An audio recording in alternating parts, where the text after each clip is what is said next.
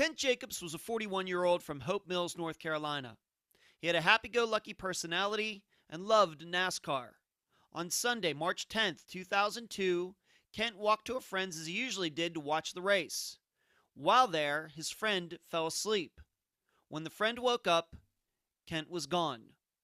He was never seen again. I'm Ed Densel, and this is Unfound.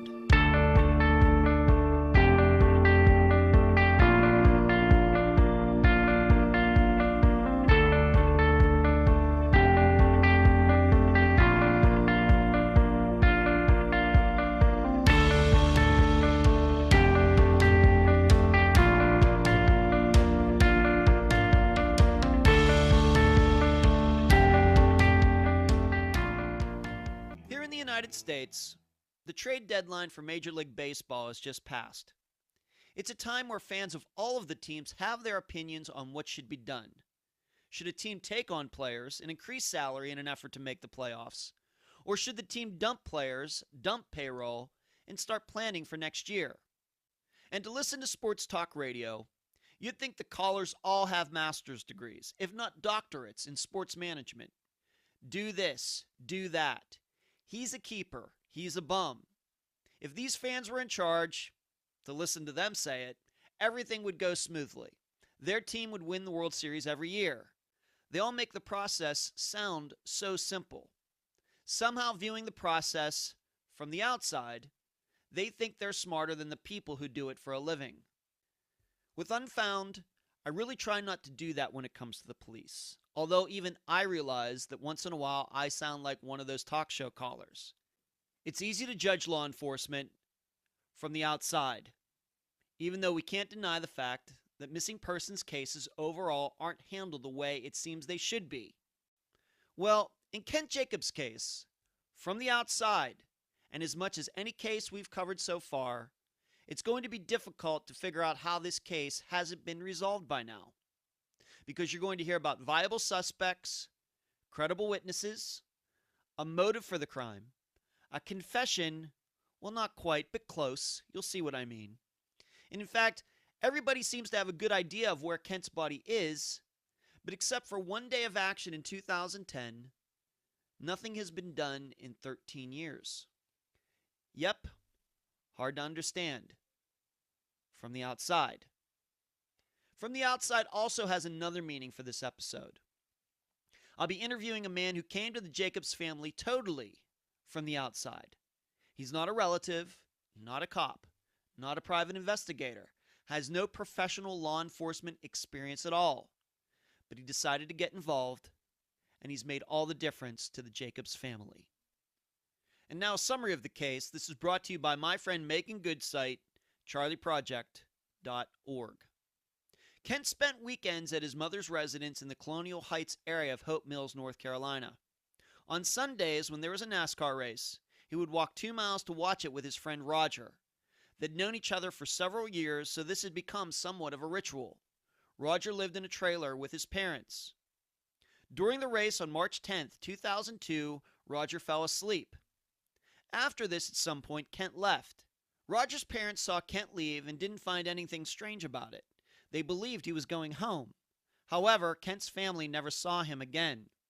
There was a rumor that Kent had been seen getting into a car where Brooklyn Circle meets US 301. However, this sighting has never been confirmed. Neither has a sighting near Porter Road in Hope Mills. An extensive search of the region produced no clues to his whereabouts. Kent's family believes he was vulnerable as a result of his diminished mental capabilities, and someone he knew took advantage of him. Along those lines, several of Kent's childhood friends had grown up to be drug addicts and dealers, with Kent still hanging out with them once in a while. This has led to the rumor that they murdered him and disposed of Kent in a landfill. However, the efforts to search this piece of land have been sidelined by both the police and environmental concerns. Kent Jacobs has been declared legally dead. His case remains unsolved. The interview for this episode is with Dennis Mahan, Jacobs' family friend, and the owner of FindKent.com. Unfound News. Most of the interview transcriptions have been turned in for the Unfound series of books. I've already reviewed a few of them, and so far things are looking very good. The first year of Unfound will be covered in the volumes. That will start with the first episode, The Disappearance of Ben Charles Padilla, and go at least to last week's case, Jennifer Wilkerson's. Depending on some factors, I may extend the amount of cases to the end of August. Not sure about that yet. Something that is going to be revealed to the public with the books will be the impact Unfound has made in the real world. The actual production of leads and or getting more attention to cases that have been somewhat forgotten. It's not something I talk about because some of the details are private. However, with the books, you'll get a general look at what happened, no names will be mentioned, after Unfound covered its cases. I don't know what kind of effect other true crime podcasts are having, except for Up and Vanished, of course. But I'm very pleased with what Unfound has accomplished in year one in the real world. Finally, for the first time, Unfound reached number 1 in the news/politics section of Podomatic. Unfound had been hovering at like number 3 or number 4 for a while, but with the help all of you have given to the program, spreading the word about what we're doing for families, you pushed it to the top. Of course, the ranking can vary from day to day, week to week, but it's a great milestone. Thank you. Where you can find Unfound. On Facebook, the Unfound Podcast Discussion Group. We're getting very close to 1,300 members there. On Twitter, at Unfound Podcast. On Instagram, at Unfound Podcast. Last week, I forgot to mention the YouTube channel. On YouTube, the Unfound Podcast channel, most of the episodes are on there now. You can email the program, unfoundpodcast@gmail.com. You can subscribe at Podomatic, iTunes, and Stitcher. And please mention Unfound at WebSleuth, Reddit, podcasts we listen to, and all other true crime websites and forums. So happy to have on this episode of Unfound, Dennis Mahan. Dennis, welcome to Unfound. Thank you for having me, Ed. Tell the listeners a little bit about yourself. I mean, this is a little unusual in that you're not a member of Kent's family. You're not a private investigator. You're just a private citizen. How did you get interested in Kent's case, and what's your background? Okay, I always tell people, I always reference the time that Mike Tyson bit off Evander Holyfield's ear, and I just use that as a timestamp because everybody remembers that moment in their life when they first heard about it. It was so shocking. But that was June of 1997.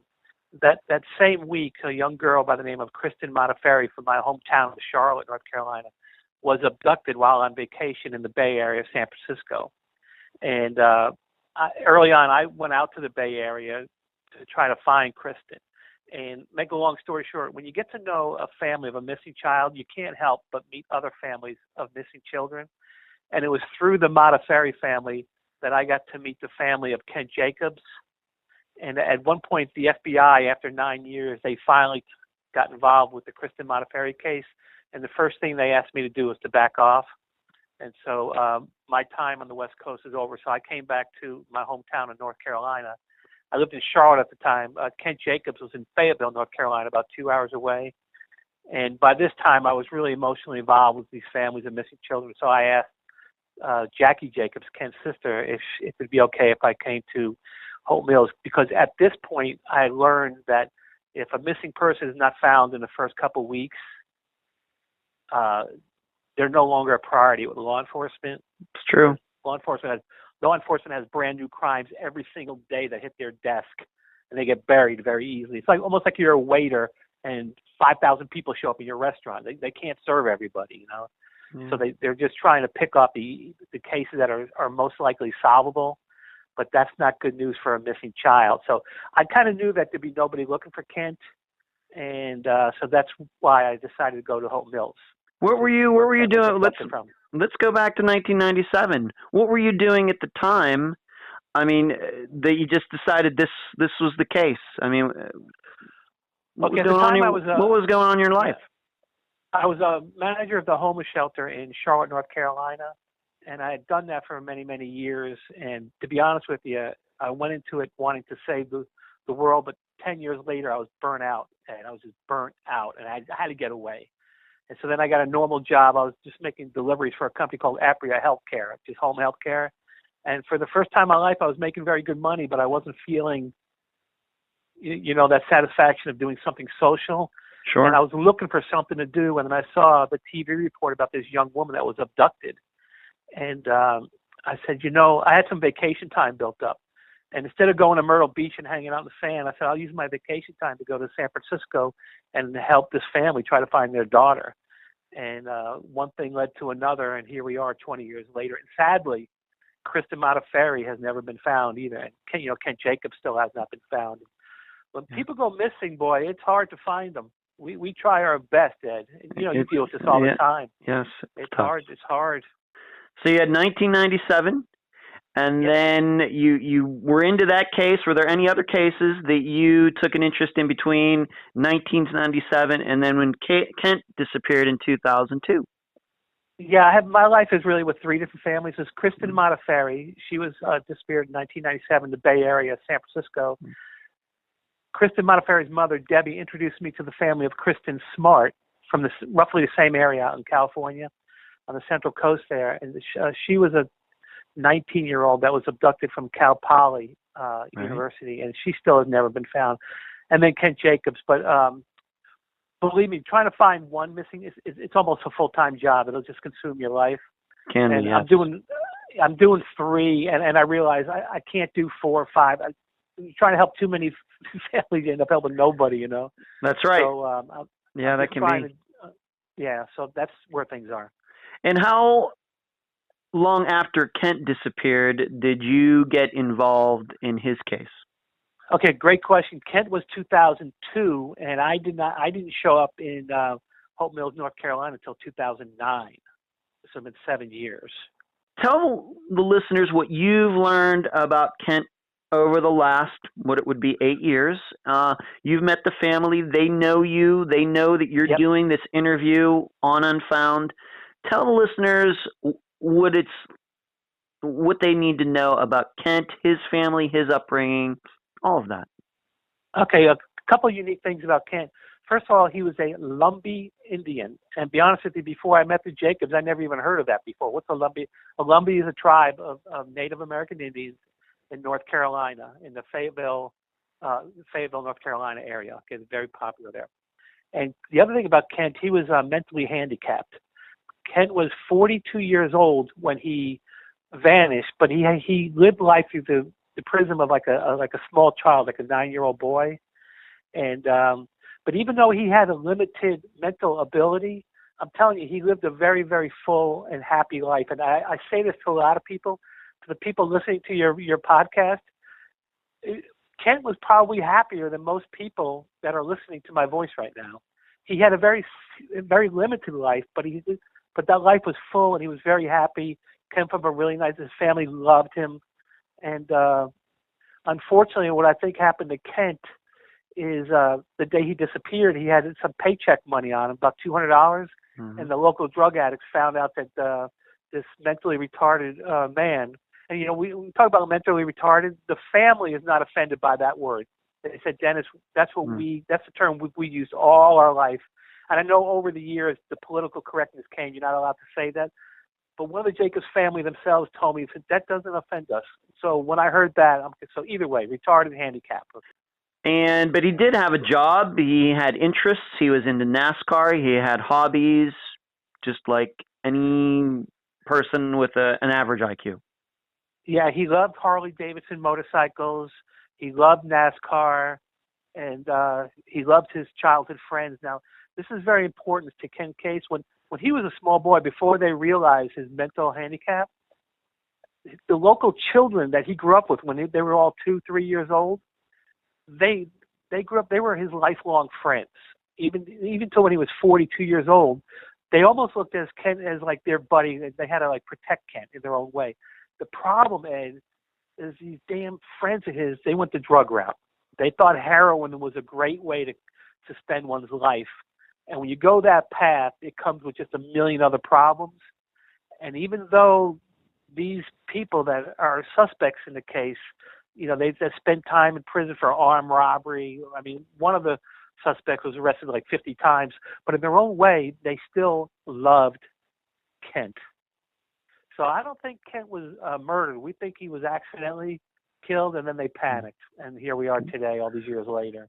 Would you say that Kent was a fairly independent guy, even though he did have this mental disability? He had the ability, once again, to have this job. I read about how he would walk places, kind of was okay on his own.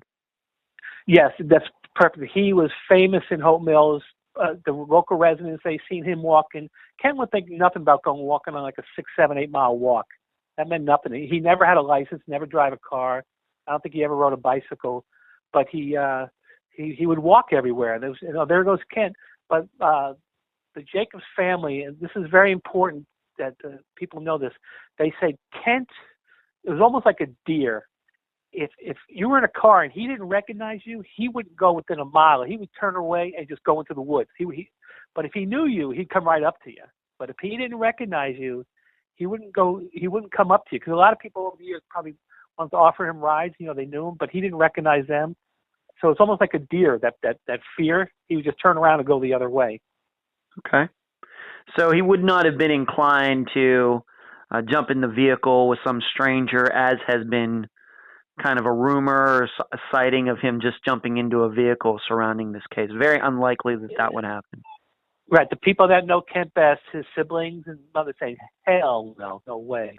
Let's talk about those friends for a second. You had mentioned before their last name are Godwin. What can you tell the listeners about them before we get into some of the things that happened the day he disappeared? What can you tell them about that family? It's actually two brothers that are kind of suspect in this case. Is Donnie and Kim. They're both in their mid-50s. Both of them very, very hardcore drug addicts, and they both, within the last couple of years, passed away. I'm assuming because of their lifestyle. Okay, these weren't occasional drug users. This was a lifestyle for them.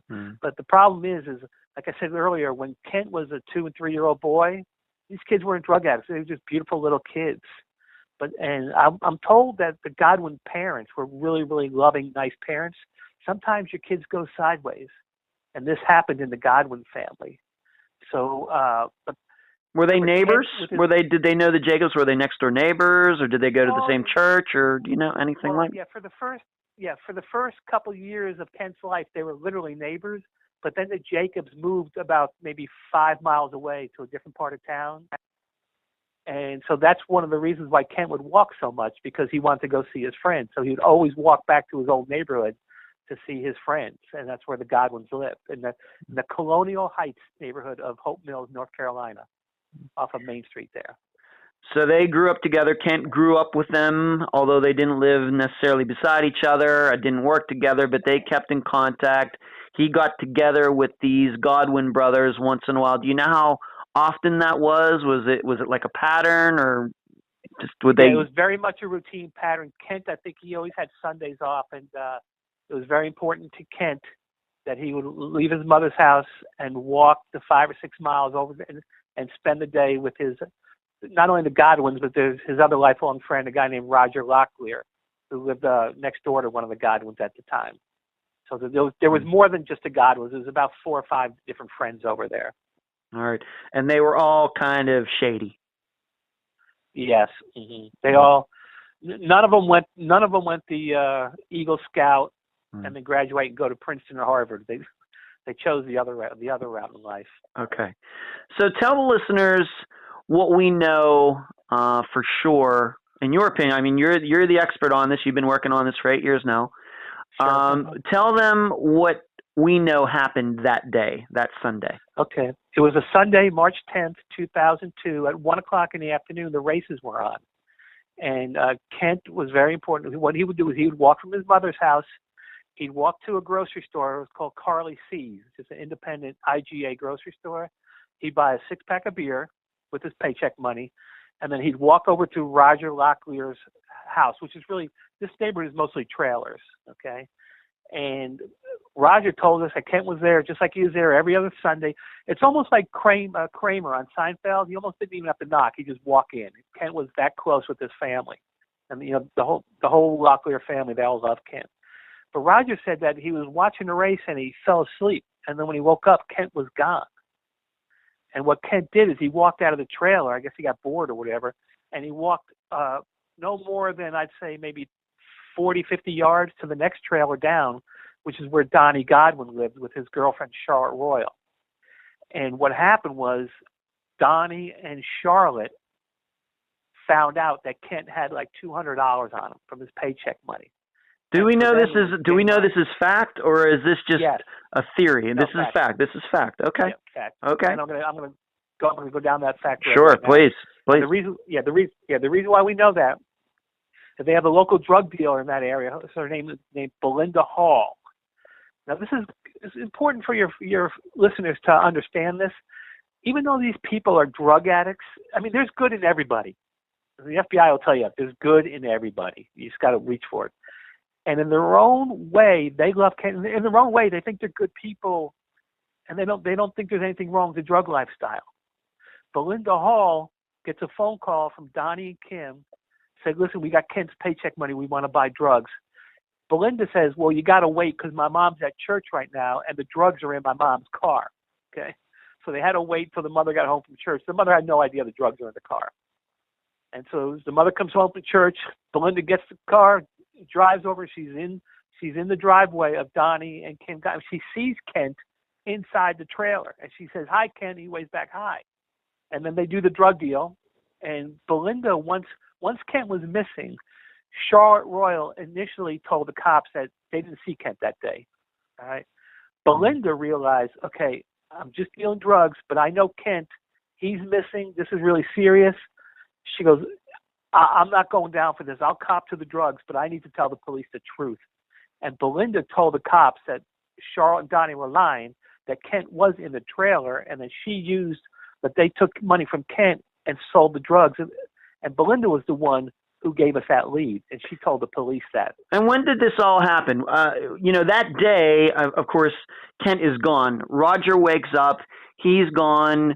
What does he think happened at that time? Before Belinda came forward and all of that, did he think that Kent went home? Did he think that he just walked back home? Or did he suspect that he might have gone down to the Godwins? Any idea about any of that? Yeah, I talked to Roger out on his front porch one day. And Roger, just for your list, before Charlotte Royal started dating Donnie Godwin, she was dating Roger Locklear. And Roger said, the best thing ever happened to me is that woman left because he said she was just crazy. But Roger thinks pretty much what I think. Roger thinks that something happened to Kent in that trailer where Donnie and Charlotte lived. I guess what I'm asking is, he wakes up from his nap during the NASCAR race. What did he think? Did he not know that he went right down the trailer? He just thought, oh, when did he find out that Kent had actually disappeared? Yeah, he wakes up, he goes, "Where's Kent? Where's Kent?" And his mom and dad said, "Well, he just walked out the door a while back." And I don't think Roger gave it a second thought because, they've been doing this for every Sunday for years. It's just a routine for them. Okay, so he didn't feel motivated to go look for him. He just thought, he just probably walked home. And when did he find out? When did he realize that Kent was missing? I mean, after this day, and like you already said, kind of probably what happened here. But when did people finally start realizing that Kent Jacobs had disappeared? How long did that take? Well, the Jacobs family knew that night because it was such a routine in their family. But the whole neighborhood and everybody, they didn't really know anything until I believe it was the next day. The Jacobs discover that their son is missing, their brother is missing. What did the police do? Well, again, I'm there 7 years later, but they went out and interviewed Donnie and Charlotte Royal, and at first Charlotte said they didn't see Kent that day, and then they went to Belinda Hall, and Belinda Hall said, "That ain't true. I was in their driveway selling drugs, and Kent was in the house." What did the Jacobs do at that time? I know you've talked to them. Did they organize a search? Did they at the time suspect that the Godwins might have had something to do with the disappearance? What were they thinking at the time? Oh yeah. The very first thing they did is they called down to the restaurant where Mrs. Jacobs worked because there was another lady that worked there whose daughter was also kind of like a drug person, and they wanted to know if if she had heard anything about Kent. And I apologize, I forget the lady's name now. But this is very early on, day number 2, okay, the following morning. And the girl's reaction, and she goes, "Oh, I think I know what happened to Kent. Let me go talk to my peeps, and I'll get back to you." And then nothing ever came about that. But that was the very, very first action that Jacobs took. But then we got word that Kent was seen over by this guy's property, a guy named Cliff Jones. He owns some property. It's about half the size of a Walmart. And it was just a bunch of dumpy old trailers on there. Just think of Sanford and Son, okay? It was just trash. And they knew that Kent, somebody said that they might have seen Kent over in that area. They knew the Godwins hung out at that dumpy trailer, okay? So Keith Jacobs, which is one of Kent's 2 brothers, went over there. And the reason why I took time to describe this trailer park as trashy, low rent trash is when Keith went over there the following morning to inquire if anybody's seen Kent. Lo and behold, the owner of the property, Cliff Jones, and a young woman, they were in one of the trailers tearing the carpet out, and he could smell a strong odor of bleach, like they were like super cleaning the trailer with bleach. And I promise you this, Ed, the concept of bleach ever being on that property in the last 30 years was non-existent. Not a clean property. Way. No way. No. And then for him to go there the next morning and they're tearing out the carpet, you can smell this bleach. That showed up in the search warrant that we'll talk about later. But that was one of the key things that the detective wrote to get the judge to sign off on the search warrant on that property. But that didn't happen for a while. But within those first few days, to your knowledge, I know you came in this a little later, 7 years later. To those days afterwards, what did the Jacobs think happened? I mean, obviously one of them went over there, but obviously this wasn't enough at that point to maybe go look at that Cliff Jones's property. These people were questioned. They lied. What was the popular opinion circulating around Hope Mills at that time? Well, one of them, which I remember the Jacobs talking about this when I first met them, the area we're talking about is very, very, very close to Interstate 95. And they thought, even though Kent would never get in anybody's car, they had to think of the impossible. They thought somebody sweet-talked Kent in a car and then north or south on 85 and he was gone, or Interstate 95. And he was gone. That was just, one of the things that was swirling around their brains. But you, all these years later, you dismissed that sighting. That's just a rumor. No. It's never happened. Right. What happened was Belinda Hall is, I think, telling the truth. And I personally think that here's what I think happened. Even though they're drug addicts, they still loved Kent. And you got to try to think the way these drug addicts think. Their mind doesn't work in a healthy way. So they steal his money off of this mentally retarded man. But they love him. So in their way of thanking him, I think that the money they bought drugs from Belinda Hall, it's possible they shot up Kent with it as their way of saying thank you. So Kent's not a druggie. Kent likes to drink his beer on Sundays, And Kent comes from a strict household. Kent's not a druggie. But I think that one of those Godwins in Charlotte Royal, I think that they, in their own twisted way, saying, "Here, buddy, we're going to take care of you," and then they may have overdosed him, and then they panicked, and they knew that one safe haven they could go to Cliff Jones' property, because Cliff Jones has a very, very checkered past, and he spent time in prison for murder, and he was like the patriarch of the lowlifes of that area, and I think they panicked, and they went to him to ask him what to do, and I think they buried him on Cliff Jones's property. And was this not obvious at the time? Because the police didn't do anything for a while. And we're going to get into, because there's a very, very bizarre part of this case that we still haven't gotten into. But at the time of 2002, March into April into May, the police couldn't put this all together. Yeah, I kind of want to stay away from that for this reason. I didn't show up until 2009, and it wouldn't be fair to the Cumberland County Sheriff's Department if I pretend to let your audience know that I know what they were doing back then, because I have no idea. Okay. I have no idea. Would you, in your opinion, years later, can you at least say this? Do you think they did everything they could to find Kent Jacobs in March of 2002? Well, I'm going to throw a blanket no over that, but I say that is true with every police department in every state and every city in this nation. Everybody likes to say, we've turned over every rock. Well, no, they haven't, because there's too many people committing too many crimes. There's too many bad guys out there, and the cops are doing everything they can to try to solve the case. But the problem is when they come into work tomorrow morning, there's 20 new cases. Yeah. And they don't have the manpower to do everything they can. So that's my. All right. I'm pretty sure I nailed that one. All right. Fair enough. So the Godwins, if they are the perpetrators of this, along with the girlfriend, Charlotte, Belinda Hall Royal. sees something, and this Charlotte Royal, Belinda Hall remembers seeing something. She comes forward at some point later. Still to this day, nobody's been charged with anything. Kent's still not been found, and we'll get into that in a second. But in 2005, something very interesting happens. You mentioned Cliff Jones. What does he do in 2005, 3 years after Kent disappeared? Yeah, okay. Now, Cliff Jones has a friend named Hank Harris. It's almost one of those classic rich man, poor man stories where you have two brothers, and one grows up to lead a very successful life, and the other one goes the other way. Well, even though they weren't biological brothers, they were very, very close friends as children, okay? And Hank Harris grew up to lead a very, very wonderful, respectable life, and he became the fire chief of Hope Mills, North Carolina. Cliff Jones went the other route, the crazy route, the drugs, and just the dirty property, like I said, the bad property. Yeah. And he spent time in prison for murder or manslaughter. I don't know, technically, but he spent time there. You killed a couple people, but even though they lived different lifestyles, they knew each other growing up. Now, I referenced earlier they were best friends. I don't know if that's true, but they knew each other very well as young children. Okay. Now, the fire station in Hope Mills is only maybe 3/4 of a mile at most from Cliff Jones's property.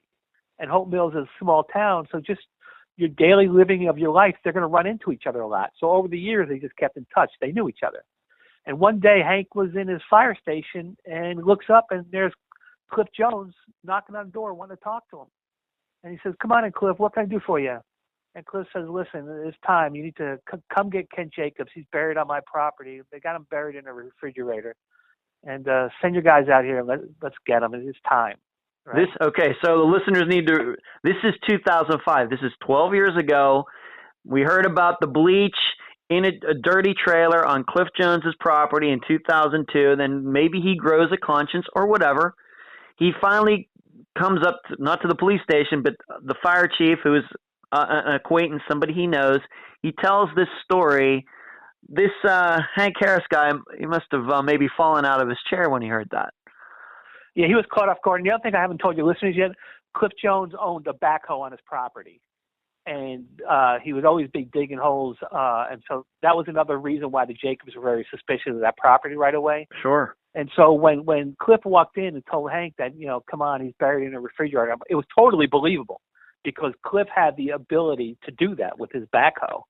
And so Hank Harris does something that you, me, and all your listeners would have done.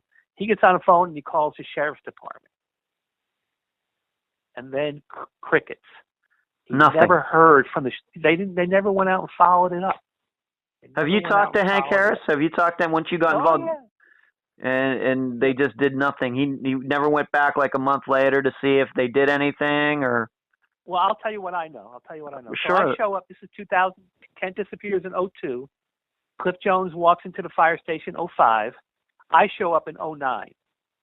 And the first thing I do when I get in town is I get a bunch of flyers, and I just start passing them all around the area where I knew Kent was last seen. I don't know, maybe 300 to 500 flyers. I don't remember exactly. But one of those places I walked into was the Hope Mills Fire Department, the fire station. And I walk in there, and what do you know? There's a guy named Hank Harris there.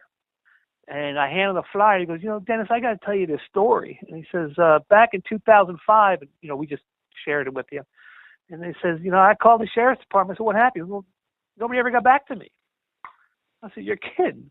So luckily, at the time I arrived, when you have a homicide case or missing person case, law enforcement, they do this a lot, but they rotate the officers because they want to keep them fresh and keep new eyes on it.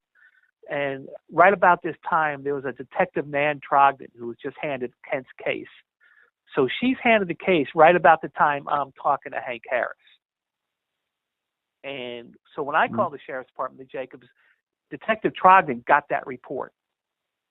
And the first thing she did, she gets in her patrol car and she drives out to the fire station, which you would have thought somebody would have done that in 2005. Sure. But it didn't happen. And Hank confirmed to Detective Trogdon that, yeah, what I told Dennis is the same thing I'm telling you. So now Detective Trogdon's like, well, we got something here. And it was because of Detective Trogdon that she put the pieces together that we were able to get that search warrant for May of 2010 for Cliff Jones's property.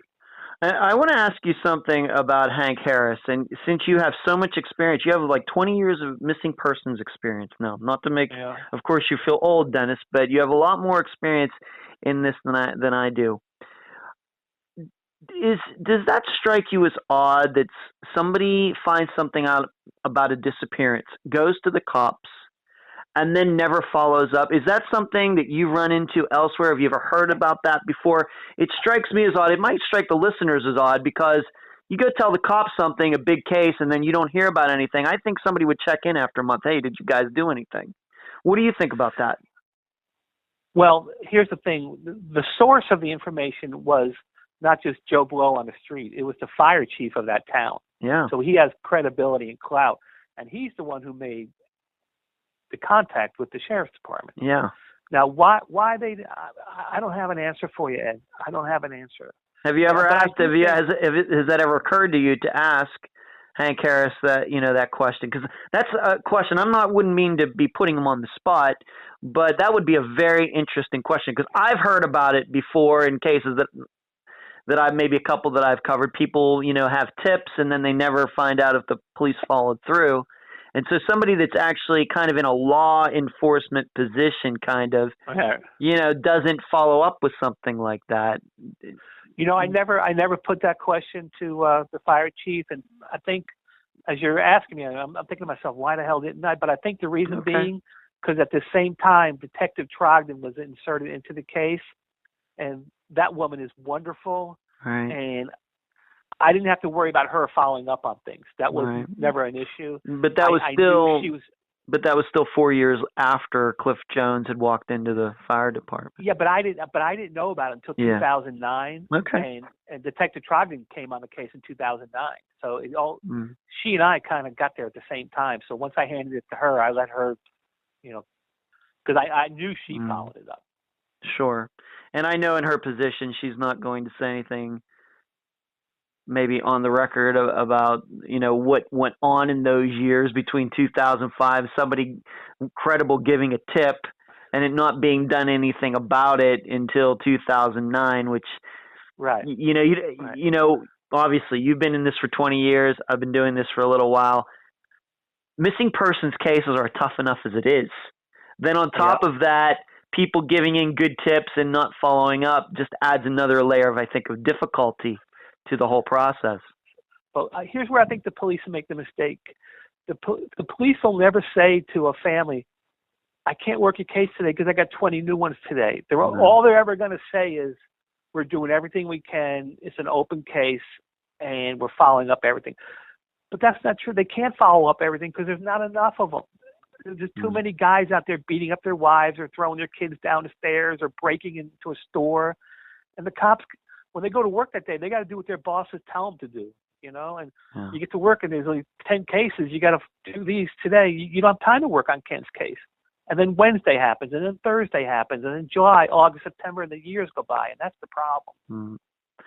I think, though, those are obviously, I don't know if I'd exactly call them reasons, but I know that's what the police say. Do you think that flies with the public? Do you think that, I think my listeners, as they're listening to this, we're recording this on a Monday, it's going to play on a Friday, they're listening to this, and I'm sure some of them are outraged right now. Okay, but here's the issue. Here's the other thing. In 20 years, I don't know how to do this. Yeah. You can't, if you try to question a police department, boy, they will shut you down in a second, man. And then I'm just a Yep. private citizen. I'm a nobody. Yeah. I can't beat that. So, That's true. you know. That's true in North Carolina. It's true in Washington. It's true in California. It's true in Texas. Right. I have to agree. I have to agree with that. When did to your knowledge, when did the Jacobs find out about this tip of Cliff Jones coming? I guess they didn't find out till 2009 either. 2009, yeah. Oh my. All right, so the tip comes in that the Kent is buried on this land. Reminding the listeners, this is where this trailer was that smelled of bleach on Cliff Jones's property. He comes in 2005. The police, seemingly, as far as we know, as private citizens, didn't do anything. Maybe they did something. We just don't know about it. And then I think the latter is true. Okay. The latter is true. And then 2009, this new detective is on the force. You meet her. You get involved. What happens next? Okay, what happens then? The other thing it's hard to share everything, but Cliff Jones' property, he wouldn't pay to have his garbage taken to the landfill. He would bury all the garbage with his backhoe on his property. So the word would go out to all his renters, bring all your trash out on Tuesday at noon because I'm going to bury it, because we're not going to have a garbage burial for another 3 weeks, so get all your stuff out there now, okay? And this has been going on for years and years, if not more than 10 years, okay? So Cliff turned that property into his own private landfill, and believe it or not, on that land is buried a Trailways bus. That's how deep it is. This guy's That's a hardcore barrier of garbage, all right? So the Jacobs are, they're putting two and two together. Jacobs are not stupid people, and they can kind of see what happened, and they've been begging the sheriff's department to get on that property. And I got to be careful here because I don't know what the previous people did, but I know it wasn't until Detective Trogdon came on the scene that things started to move. And on May, I think it was the last day of May of 2010 is when the search warrant was executed on that property. Okay, based on the tip that Cliff Jones gave to Hank Harris 5 years before that. That was one. It wasn't just because of that. Detective Trogdon had other corroborating. That was like, the straw that broke the camel's back. That put it over the edge. But she had other stuff here. So you have this search warrant. You have it there in front of you, Dennis. What does it say? Okay, one of the things I want to point out, it says, here's the key line. The affiant, Detective Trogdon states that there is probable cause to believe that a refrigerator containing the human remains of Kent Jacobs is buried on the property belonging to Gregory Leonard Jones. Now, Cliff Jones passed away in 2009, and his son, who's not a druggie, he's one of the only family members of that family, the Jones family, who's living a normal life, the property is willed to his name. That on March 12th, so this is 2 days after Kent disappeared. Now, this is in the search warrant. Several days after Kent Jacobs was reported missing, Keith Jacobs went by the home of Cliff Jones looking for Kent and saw Cliff Jones and an unknown female removing carpet from the mobile home. While at the residence, Keith Jacobs saw Cliff Jones and the female cleaning floor tiles, and there was also a strong odor of bleach. Now, that is only preposterous when you realize how filthy and dirty and just trashy this property is for the last 20, 30 years. So there's no reason for them to have the bleach there unless they were trying to cover up a crime, is my point. True. So they get out there with this search warrant.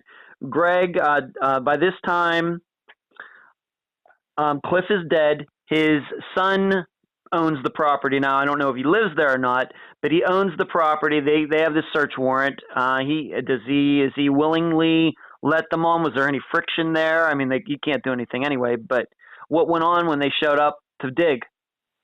Yeah, Greg lived about 30, 40 miles away. Detective Trogdon notified him that they were going to dig, so he was there the day of the warrant. And Detective Trogdon told me that she personally handed Greg Jones a copy of the search warrant. So they get there. Greg's there. They start digging. They don't know exactly where to dig, though, do they? Well, they have a certain, based on other people who have come forward, they have an idea where to start to look. Now, remember, the search warrant was not only based on Hank Harris. Detective Trogdon had other information. and she had other tips about where on that property it would be a good place for them to look. So it was just more than just Hank Harris. So I think they had some indication. So they get to the property and they start digging early in the morning. And as they put the backhoe into the earth to try to start digging, all they get was garbage. Because remember, this place is like a landfill. And Detective Trogdon said every time they put the claw of the backhoe into the earth, they see the garbage and then they see water. And the problem was that property was right near the Cape Fear River basin. Okay, the water table led right into the Cape Fear River, and they were very, very worried about environmental toxins leaking into the water supply. And so, believe it or not, they never went far enough in the search that day to dig up the refrigerator because they were worried about the environmental hazards. So they stopped the search warrant without digging up the refrigerator. How long did they end up digging that day, and how many holes did they make? Do you know? Before they figured out that there was going to be an environmental problem here. We can only get so close to the property, so I wasn't. I was maybe several blocks away because they had it cordoned off. But I know that they stopped the search in the very early part of the afternoon, and I met with Detective Trogdon 2 days later. I met her down at the library in downtown Fayetteville. And the first thing she said to me that day, she said, "Dennis, there is no way that Kent Jacobs is not on that property." And she explained to me that law enforcement, one thing, they have to solve crimes, and they partially got their hands cut behind their back because they have to follow so many rules and regulations. All right. And I guess one of the regulations is that they're not allowed to continue digging on the property if there's environmental hazards. So they were told to stop the dig. And they wanted a North Carolina Department of Nuisance and Abatement, is what it's called, to come on the property and declare it a hazardous waste area. So that way the cost of the cleanup would not be held by the taxpayer of San Luis Obispo County, Cumberland County, but Greg Jones would have to pay for it. And Detective Trogdon told me that process would take about 2 weeks so they can get back on the property. Well, 2 weeks came and gone, and now we're 2017, and they've never gone back to that property. And so I asked Detective Trogdon, so what's going on here? And she told me that search warrants are one-shot deals, that once they leave the property, it's almost like a double jeopardy thing to protect the landowners. Law enforcement cannot get back on the property unless they have new evidence. So they can't use the existing evidence to get a second warrant. And Detective Trogdon told me she put everything she had into that first warrant. They didn't have any new information. I'm like, wait a minute.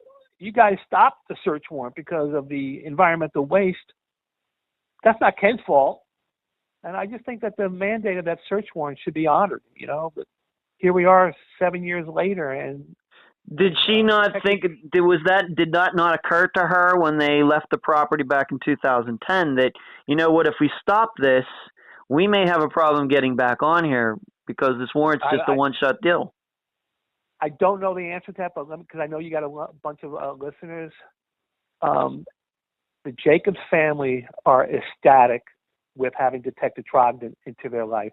They worship the ground that woman walks on. Detective Trogdon, even though she's a big detective, she's still just an employee of the Cumberland County Sheriff's Department, and she's got to do what the chain of command says. So in some ways, she's a very powerful person. She's the lead detective in this case, but in another case, she's just an employee of the Sheriff's Department, and she's at the mercy of what her superiors do. Sure. And she's not an independent investigator. She's not a private investigator. She works for the government. And when you know it, damn it, these government jobs, they offer pensions. So she put her 20 years in, and she's retired now. Oh, she is. She moved out of state, and I hated when that happened, man. I want to explore this warrant and this Department of Nuisance and Abatement issue a little bit more. Is it your opinion that the last 7 years is more because of the warrant issue that they haven't gone back, or is it more because of the other kind of red tape with the environmental issues? Because I'm going to guess the environmental issues haven't changed since 2010. You had told me also, though, Okay, please answer that, and we'll move on, please.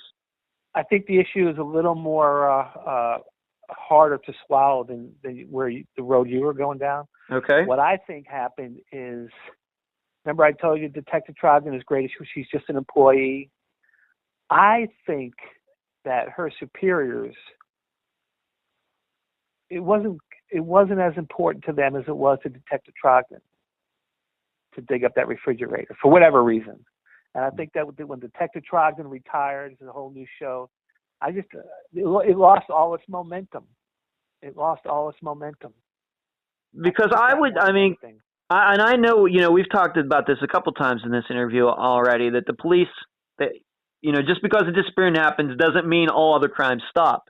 You're going to have burglaries the next day, and you're going to have other disappearance cases that pop up and everything. But, I would think that if the Hope Mills Police Department or the county sheriff's office or whoever could get at that point, an 8-year disappearance case off their books, and also they have some suspects that are sitting right in their jurisdiction. They don't have to go chasing after them or anything. And maybe a couple of them might have been dead by that time.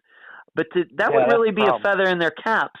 But it doesn't seem that's how they looked at it. I hear what you're saying, Ed. Yeah. I don't have the answer. Okay. But I do know that property is very, very accessible. It's not a gated community. Anybody can walk down Huon Street and legally, without going on that property, you can stand on Huon 2 feet away from the property. And how hurtful must that be to the Jacobs family, knowing that the lead detective says Kent is buried in a refrigerator on that property, and they can't get to it because the sheriff's department left that day.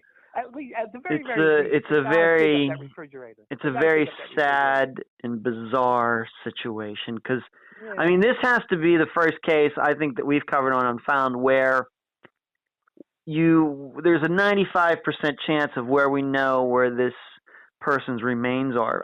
All the cases that I cover, we have no idea. And in fact, I know on 1 or 2 occasions we say, well, if we knew where so-and-so was, we could just go get her or him right now. This is a case where we kind of do know where he is, and nobody seems to want to do anything about it. No, I wouldn't go that far. To be totally, I know it's important to you to paint an honest picture. Yeah. We don't know that Kent is in a refrigerator on that property. All that we know is that, okay, that makes the most sense. Plus, the lead detective in the case that knows a lot more than you and I will ever know. Yeah. Believes so wholeheartedly, and she took a warrant to the judge who signed it. She thinks he's in a refrigerator. So at the very least, dig up that refrigerator. If Kent's not there, then let them go look somewhere else. And the next tip, try to talk to Belinda Hall again. And yeah, I want to talk about Belinda Hall in a second with the experience that you had with her. But I guess the other point would be that how many refrigerators are buried on that property? If a bus is on there, there's probably 50 refrigerators possibly buried on that property. And I think the sheriff's department is asking the same questions, I don't know if that is a roadblock for them to go back there. What is Greg Jones's attitude toward all of this? He's the one that owns the property. He could allow somebody to go into that property and start digging at any time. What has been his attitude in the last 7 years? Okay, Greg is right and he's wrong on that property. Let me tell you what I mean by that. The Jones family are just crazy. Like I tell you, the father was in prison for either manslaughter or murder, I think on 2 different occasions. They have 2 daughters. They're both mother. You have a mother, and then a daughter, and then a sister. They're all drug addict prostitutes. Okay, the daughter told me that she and her mother are doing the same guys, and that's the kind of family we're talking here. Now, there's one exception. Greg Jones, he never bought into that lifestyle. Greg, he says, "This is my family. I love them, but I'm not living my life like that." Greg is a stable person, has a job, owns a house. Okay, that's why I think the father willed everything to him, because the girls would have just sold it for drugs or whatever, So when Detective Trogdon handed him the search warrant that day, the cops come in And cops are great, but they can also have a little bit of arrogance to them. It's just, I think it's trained into them. And when they started digging on Greg's property, once they stopped, they never refilled the holes in, and they left Greg's property even destroyed even more than it was. And Greg was furious with the sheriff's department that the least they could have done is refill the holes in. And the cops basically said, go to hell, and left the property. And I don't know if they were laughing at Greg, but that was their goodbye to Greg that day. They really tore up his property without putting it back. And they should have refilled the holes in. It wouldn't take them that long to do it. And for that reason, Greg is really, really angry at the sheriff's department, and he won't cooperate with them anymore. So he has not cooperated in the last 7 years. To your knowledge, do you have any idea if somebody like one of the Jacobs family has ever gone and found him and talked to him about them possibly paying for somebody to independently go on his property and work there for a couple of days? Has that ever happened? Do you know? Well, I mean, I personally wrote a letter. I found his P.O. box, and I wrote a letter, but he never responded to me. I got the address for one of the Jacobs siblings to go out there, and I don't know what happened that day. They went to the wrong house. It was a long drive for them, and they came back, and it was never. It's something that should be followed up on, because maybe Greg now will he won't be as angry as he was back in 2010. So, I mean, if coming back, they got to dig up that refrigerator one way or another. Yeah, I mean, he's not responsible. I mean, it's not like he's one of the suspects. It's not like he was one of the ones who possibly might have killed Kent Jacobs. He's a totally innocent party. He has control over his own property. There might be some environmental issues, but maybe somebody can sneak onto the property without the government seeing, to dig around for a few days. That's what I see in my head, and I'm hoping that's what can come out of this episode. That's where I'd like to point, this investigation to go. I want you. This was something, and I want the people to know that Dennis has taken some risks in trying to figure out what happened to Kent Jacobs. Dennis, tell the listeners about the meeting that you had with Belinda Hall. What year was it? What were the circumstances of that? What happened that day?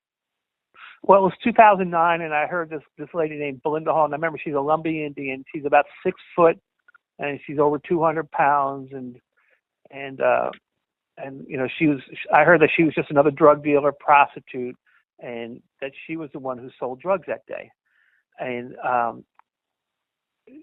she was moving around a lot. I couldn't find her. And then one day somebody gave me an address that turned out to be accurate. It was in one of the lower rent areas of Fayetteville, North Carolina. And so I was walking around. I'm the only, I stand out. I'm 6'5", big white guy, and I'm in this Lumbee Indian area. And I go to this house, and I could see people looking out. Everybody's suspicious of strangers in the neighborhood, And I made eye contact with somebody. Said, "I'm looking for Belinda." And I said, "I heard she works the streets. I'd like to hire her." And one guy goes, Wait a minute, I'll get her. He showed a lot of interest. And next thing you know, this Lumbee Indian lady comes down the steps. She was very nice to me, and I said, I basically told her I wanted to hire her for a prostitute for a couple, for an hour. She goes, "Well, come on in the house." And so she walks me into the house where all these guys are just sleeping on the couch. And she walks me back in the hallway into the back bedroom, and there's this guy in the bed. And she rubs his shoulder, said, get up, get out of the house. And I guess the guy knew what the deal was, and he got out of the bed and walked out of the bedroom. So now it was just me and Belinda. And now I'm at the point where I got to tell Belinda that I'm not really there for sex. I'm there for Kent Jacobs. And I'm thinking, okay, this is going to either go really good or really bad. Mm-hmm. I really didn't know, but sure. I was whispering to her. I said, Belinda, I'm not really here for sex. And she was real nice about it. She was, "Oh, okay, why are you here?" And I said, I'm a friend of Kent Jacobs. And I could tell, as soon as I said the word Kent Jacobs, I could see her shoulders relax. And she was happy I was here. She let me know through her body language that it was okay to be there, that she wanted to talk about Kent. But she said, "But let's not talk here, Dennis. Let's get out of here." And so we got out of the bedroom. I was only in the house a minute. And she walked me right back into the house, got into my car, and we drove up to one of those, I forget the steak burger. You can't go inside the restaurant. It's only drive-through only. I forget the name of that franchise. But we sat outside there. I bought her a hamburger and a milkshake, and we talked for a couple hours about Kent. And That's how I met her. And she turned out to be somebody who's a nice woman. She chose a crazy lifestyle. She knows she did bad. She loved Kent, and she says, "I'm not going down for this. Kent was my friend, and this is more important than anything. And Mr. Police Officer, this is what happened that day." And that's her story. And that was Charlotte Royal. Yeah. And that was the day that she told you that she had gone up and had seen Kent standing outside the Godwin's trailer, and Charlotte was there that day that Kent disappeared. No, inside the Godwin's trailer. Inside the screen door. Yeah, he was at the screen door. He was inside. Okay. Did you know that before you went to see her, or did you find that when you saw her that day? That's how I found out. That's how you found out. Charlotte. Okay. Right. Okay. Right. That had to be. I can't imagine something like that. I mean, I've had some other cases where some people have taken some risks to find out information, but that has to be one of the crazier stories that I've heard, Dennis. Well, you had to be. You had to be a little scared. I mean, obviously you were doing the right thing, but you had to be a little scared. I wasn't really scared until I actually sat in her bed, because I knew I was surrounded by a bunch of these people that probably weren't happy I was there. Mm-hmm. And I didn't know if Belinda was going to go crazy on me or what. But I really had a hard time finding her. So when I found her, I said, I'm not going to let this. I got to take this opportunity. So, what has become of some of these people that were probably involved in this disappearance? Like the Godwins, you'd already said that they are dead, maybe from OD or whatever else. Is that recently that happened, or was it around the time of the dig? No, they died about 2 years ago, and both brothers died within almost to the day, 6 months. But I remember I had Kim Godwin in the car with me at one time, talking to me, and he came clean. He goes, "Dennis," and by now he's 50. He goes, "I've been doing heroin." I remember he said to me, "I've been doing heroin since 1969." And he was born in 1960, I think. So he's a 9-year-old boy, and somehow he's getting a hold of heroin. So the people in his life at that time, they weren't watching him. And then he got addicted to it, and then the life just spun out of control. So, but anyway, he died, and then 6 months later, his brother Donnie died, or vice versa. I forget who died first. But you know what's really interesting that I want to share with your audience, that woman I told you, Charlotte Royal? Yes. She was dating Donnie Godwin. And I started learning a little bit about Charlotte Royal back in the 90s, and there's a newspaper article on that. I could send you the file so you could put it on your discussion board. Somebody was breaking into homes, and they were stealing lawnmowers, tractors. They were stealing guns, and they were hiding them in the woods in the thick, dense pine forest area. And it turns out that it was Charlotte Royal and a bunch of her idiot friends. And it made the front page of the local section of the Fayetteville newspaper, right? And then, remember I told you she was dating Roger Locklear, and then she started dating Donnie Godwin? Yes. Well, she graduated, and then she started dating a guy named Chris McMillan. Now, this is really interesting. I found out that Chris McMillan was the manager of the Batteries Plus franchise in Fayetteville. And I couldn't find Charlotte. So I said, well, I'll just go over to Batteries Plus, and I'll ask Chris if he can help me talk to Charlotte. And, this is early on before I realized what people they are. So I'm this is still like 2009 sometime. Oh, yeah. Okay. So I get over to Batteries Plus, and I walk in there, and I asked to speak to Chris McMillan. This guy's a big, strong-looking guy, but I noticed, he only had like 6.5, 7 fingers. You can't miss that on somebody, And I said, he goes, "How can I help you?" I said, "Well, I'm Dennis Mann. I'm a friend of Kent Jacobs' family. I'm here looking for Charlotte." And he looks at me kind of sternly. He goes, "Come here, follow me." And he walks me behind the counter into the back of the warehouse. So I'm away from his employees, and he closed the door. And then he goes Adolf Hitler on me. He tells me that I got no business showing up at his place of business. He's already personally investigated this. His wife's got nothing to do with Kent's disappearance. And how dare I show up coming around asking about Kent, right? I was thinking, oh, my gosh. So that wasn't enough to intimidate me. I said, well, I'm going to keep looking around. So I got some more flyers. And then I found out it was another town north of Fayetteville, about 30 miles. And I found out where this guy Chris McMillan was living. So I started passing flyers up in the neighborhood up there. And one lady kind of opened the door halfway. She took the flyer, looked at it, and she looked at me. She says, "You really need to look at this Chris McMillan guy." And that kind of caught me off guard. I said, "Why?" She goes, "I can't tell you. Just Google it." And she shuts the door. And if your audience Googles Chris McMillan, McMillan, Yep. and the other keyword is Sprint, Yep. the telephone company, they're going to notice that 2 weeks before 9/11, this was August 28th of 2011, Chris was at work, and he was in the break room about 7:30 in the morning at Sprint. It wasn't, you didn't walk in there and buy a phone. It was a big computer center, an information center for Sprint. And he was in the break room about 7:30 in the morning, and a bomb went off, believe it or not. And that's how Chris lost his fingers. And everybody freaked out. They called the police, the FBI. They cleared the building.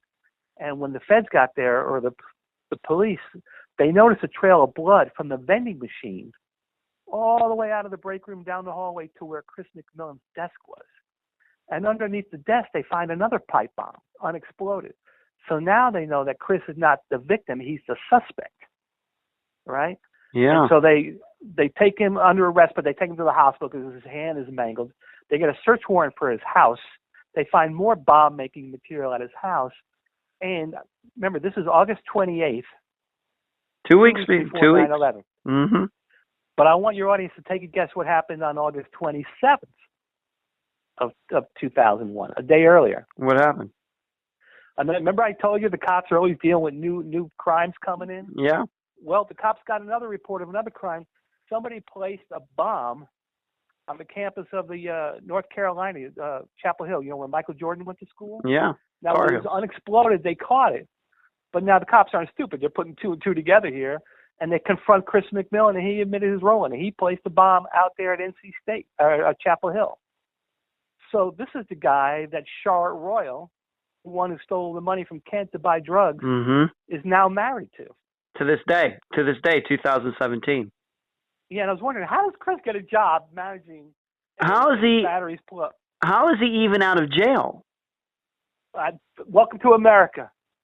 But I found out that Chris McMillan's family owned that Battery Plus franchise, so they parked him there because he couldn't get a job anywhere else.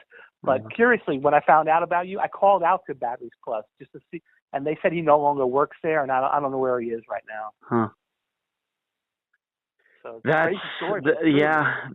And if we could talk about this, I mean, that's crazy. And I'm going to by the time the people are hearing this, I will have linked to that article about Chris McMillan on the Unfound discussion group on Facebook. So by the time people hear this, they'll know at least a little bit about that story, and others that haven't gone there will hear about it now. But there's also something else about Charlotte Royal and her mother and who she married, and could there also be maybe some sort of government backroom dealing going on here? What can you tell the listeners about that? Okay, this will be a good episode for Alex Jones because this might be conspiracy, but I was never able to nail it down. But okay, this is not nearly as solid as Detective Trogan's search warrant. This could be out there. So remember I told you Detective Trogan said we have to have nuisance and abatement come out to the property to see if they could declare it a hazardous waste. Okay. Well, I found out that the supervisor at that department was a guy named George Hatcher, Hatcher. Okay. Well, Charlotte Royal has a mother. She worked at the hospital out there at the gift shop at the Fayetteville Hospital. She met a guy that fell in love with her. Same name, George Hatcher. Now, I met George. I went to his house one day, and he was home alone. He invited me in.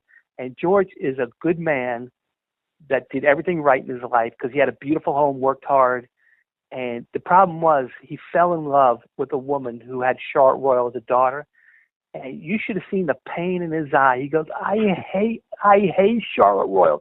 I hate her. But she's the love of my life's daughter, so I got to put up with her. Yeah. And but it turns out that his name is George Hatcher, and then I find out the man of the nuisance and abatement department, his name is George Hatcher. I'm like, wait a minute. But to this day, I was never able to find out if they were the same person. Probably not. That's why I said Alex Jones. Yeah. Here's what I can assure you, though. Dennis, that one of my listeners is surely going to look into that to find out if it's the same person. The way my listeners are, they find out a lot of things about these cases after they're covered on Unfound. So I'm sure somebody is going to do that very quickly. George Hatcher is not a common name, so the odds of it being the same guy are pretty good. But it does add in another layer as to why we're still talking about that property still not being dug up 7 years later. Could it be somebody in that department that is still, getting in the way of that? I don't think. I think a better use of your listeners' time, if you can figure out a way where you're not offending the sheriff's department, is to sit them down and say, where is the refrigerator? Why has it not been dug up? Now, I think they're going to give you A, B, C, but you got to hold them. You got to almost, I don't mean to say this in a mean way, but you can't let them, zig and zag their way out of that meeting. They've got to answer that question. At the very least, Kent Jacobs deserves to have the mandate of that warrant fulfilled. Dig up the refrigerator, open it up, and see if there's a human being inside. Yeah. That's what the whole Kent Jacobs case boils down to right now. Yeah. You've gotten to know the Jacobs very well. And in fact, we had a three-way call with Kent's sister just a couple days ago. Jackie. Jackie. And what has this been for their family for the last 15 years?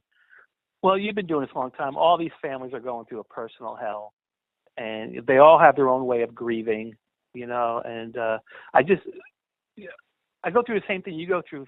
I'm around way too much, not only sadness, but I'm around so much unnecessary sadness. It's unnecessary to have the Jacobs go to bed at night not knowing what's in that refrigerator. Yeah. It's not necessary. That's true. And they deserve better, But Kent has two sisters, Kim and Jackie, and he's got two brothers, Keith and Kelvin, and just the Lumbee family tribe there. Good people. Kent's father is deceased many years ago. Mother Martha is a bedrock, old school, loves God, very serious about her faith, and no nonsense type of woman. And she runs a good household. The problem was March 10th, that $200 that Ken had his paycheck. Normally, his mother would take about 180 of it and put it in the savings account, and Ken could have his $20, go buy a 6-pack of beer and some other stuff, And that was enough to keep Ken happy. You didn't have to buy Ken Xbox and big screen TVs. Ken was just happy being just a lovable guy. But he met Charlotte Royal and Donnie Godwin, and it just things went south from there. Ran into him on the wrong day. Yeah, and the problem is you got Donnie and Kim are both dead, so they took their secrets with them. There was another girl. We don't need to go into too total detail, but a girl named Heather Monroe. She committed suicide at a young age, in her late 20s. And I don't know. She claimed to know something, but she was kind of out there. I don't know if she was hallucinating or not, but she was another one close to this case that killed herself. So the people with the answers are dying. Charlotte really is the only one that's still alive that could be a guilty party. There's one other guy we haven't spoke to, a guy named Pierre Skurlock, who was dating Belinda Hall at the time. But when I met him, he was literally on death's bed. He had AIDS and hospice, and I actually had Mrs. Jacobs come down to his trailer, and she said, if you have anything to do with my son, I forgive you, because her faith is not a joke to her. And she was talking to a person that was dying. To this day, I don't know if he's passed away or not, because I'm not there anymore, but Pierre Skurlock might have had some knowledge of the case as well. But the key ones for your audience: Kim and Donnie Godwin, Charlotte Royal, Cliff Jones, dig up the refrigerator. That's what I want your audience to take away. All right. You have a website that's totally dedicated to Kent Jacobs' disappearance. A lot of information there. It's a really good website, probably one of the best privately done websites on a case that I've seen in the last year. Tell the listeners what the address is and tell them a little bit about what they're going to find when they go there. Yep. Find Kent, Kent. Is a couple things. I recorded Belinda Hall telling me about taking Kent's money from Charlotte and Donnie and selling drugs, you can listen to that recording on the website. I got it right there on the home page. And also, what I mentioned, referenced earlier, there's a tab up there that says read the search warrant. Just click on that. Luckily, Detective Trogdon is brief. It's not a 15-page search warrant. It's like 2 pages. She gets right to the point, and you can see it in there where she says there's probable cause to believe a human being is buried in that refrigerator on Cliff Jones's property. And it needs to be dug up. But it's findkent.com. Findkent.com. Okay, are you on any social media? Are you on Facebook or anywhere like that, Dennis? Everything I do there is on the website. Okay. Part of the reason that Kent doesn't have a really strong Facebook, the Lumbee Indian, the tribes there, back when I was building it, they're not really internet savvy. Okay. I remember Jackie at first said, don't even do a website. These people don't even have a light in their trailers, some of these people. So there's not a strong Facebook thing for Kent, but I should start it now, especially with your podcast. Sure, I'd love to see that, and I would, of course, direct everybody to it. If you want to do that, maybe not this week, or at some point in the near future. If you're going to do that, I want you to let me know so I can make sure I publicize before it. Air date. Yeah, before air date, so you can get it up there. Okay, good. Any last words, Dennis, before we conclude this interview for tonight? Well, I want to tell the audience something. When I was talking to you the other night, I said, let me hang up with you. Let me call Jackie and ask her permission to do a 3-way with you, because I didn't want to sandbag her. And I remember you said to me, Dennis, if she does agree to talk to me, what's she going to say to me? And I said, well, I know Jackie, the first thing she's going to do, she's going to thank you from her heart for caring about her brother. And so I called Jackie. I got it. She goes, sure, I'll do it. And it patched you right in. Yeah. And the first thing Jackie said to you was, Ed, thank you so much for taking. That's absolutely true. So, that happened. Yes, they're very grounded that way, and they're like everybody else. They don't expect police to do miracles, but when you got a search warrant that says they get the refrigerator, I think they're in their right to expect to have that refrigerator dug up. That's not too much to ask. Right. I totally agree. And that's what Unfound's goal is going to be. The listeners are going to know about it. I know I have listeners in North Carolina. I think a lot of people are going to be outraged that this has gone on as long as it has. And hopefully my listeners can help you and the family, get this thing moving forward. Put pressure on somebody to do something. It was your listener, Emily, who's the one that turned you on. That's exactly. Emily. Yes. Emily does some nice work for me and communicating with some people and reaching out to some families and things for me and setting up conversations and things. She does a great job. Yes, I thank her very much. And I thank you for being on this episode of Unfound, Dennis. All right. Thank you very much, Ed. Thank you, listeners. You're welcome. And that was my interview with Dennis Mahan, manager and owner of FindKent.com. I thank him for being on the program. As you heard, he has worked on a couple other cases as well, so you'll probably be hearing from him again in regards to those disappearances. I also need to thank Jackie Jacobs. I only spoke to her for about 10 minutes, but I deeply valued that time, and I thank her for assisting in this episode. Unlike most of the other disappearances we've covered, there's not a lot of speculating and theorizing to do. There are no overlooked facts to point out. I'm not sure there's any amateur sleuthing to be done in this case at all, because to me there doesn't seem to be much of a mystery. All that needs to happen in this case is for the right people to do the right thing for it to be resolved. That's just an opinion, though. However, I'm going to ask all of you to do something else that's just as important, and I may not ask you to do this again for a very long time. Getting back to the theme of this episode, from the outside, we don't know what it's like to be a cop, a private detective, a grieving family member, so it's hard for us, maybe even a little pretentious, to put ourselves in their shoes. But all of us do know about one thing. We've all had a boss, a supervisor, someone we have to answer to regarding the work that we do. So I'm going to give you 2 email addresses, the mayor of Hope Mills and the head of the county commission for Cumberland County, which contains Hope Mills. I'm asking you to send messages to both of them. I'm not demanding, I'm not expecting, because I know this kind of activism isn't for everyone.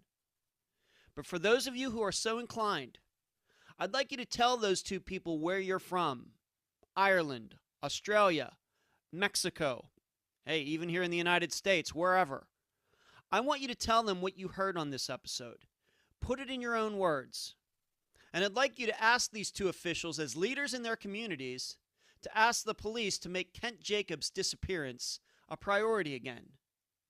I want you to be respectful. Most importantly, no swearing, no anger, no Monday morning quarterbacking, no snarkiness, no name calling, because that's not what we do here. And frankly, if you can't control your emotions in emailing them, I'd rather you just not email them at all. Let's see if we can get things going again here. Let's see if we can get some new digging done on the Jones property. Let's see if we can get Charlotte Royal in front of a detective. Let's see if we can get answers for the Jacobs family. The two emails are, and these are business emails, these are not these two people's personal emails. The email for the mayor of Hope Mills, her name is Jackie Warner, is jwarner, JWARNER, at townofhopemills.com. Glenn Adams is the name of the chairman of the Cumberland County Commissioners. His email is gadams, GADAMS, at co.cumberland.nc.us. And one more time, please be respectful. I'll leave the rest of the theorizing up to you. And that's the program. If you found it informative, please go to the app that you use to listen to Unfound and give this podcast a nice review. I thank you for listening.